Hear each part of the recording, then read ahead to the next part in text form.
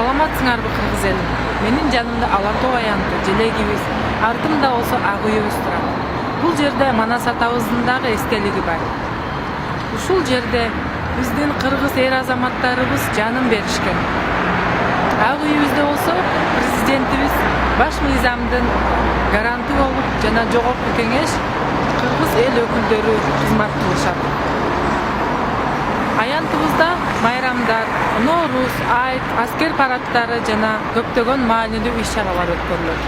Кыргызстандын жүрөгүнө түкүрүп, ата мекенибизди шылдыңдаган жасалма патриотторго мен жол бербейм. Өзүңөрдүн үйүңөргө келип, кабагыңарга түкүрүп, ата-энеңерге сунсаңар, силерден ыраазы болот беле? Ушунчалык эле акчаңар ашып турса, 5500 сомду муктаж болгон адамдарга, кары-картаңдарга, жетим-жесирлерге берсеңер, соовут ер. Маданиятсыздыкты көрсөткөндүн ордуна калагыңарды, күрөгүңөрдү, шыпырыгыңарды алып, тегерегиңерди тазаласаңар мындан жакшы болмок. Силер болсо түкүргөндү эрдик көрүп, видеого тартып соц тармактарга киргизип атасыңар. Өлкөбүздүн аброюна шек келтирип, тарыхыбызга, маданиятыбызга алтындай кымбат мекенибизди тебелейсиңер.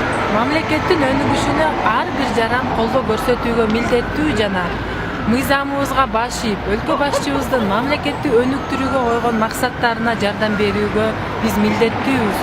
Мен Тунгатарова Нуркыз Сагынбековна өз бейишим болгон мамаман ажыраганына 40 күн боло элек жана ушу болуп өткөн окуяларга көзүмдү жумуп отура албастыктан чыктым.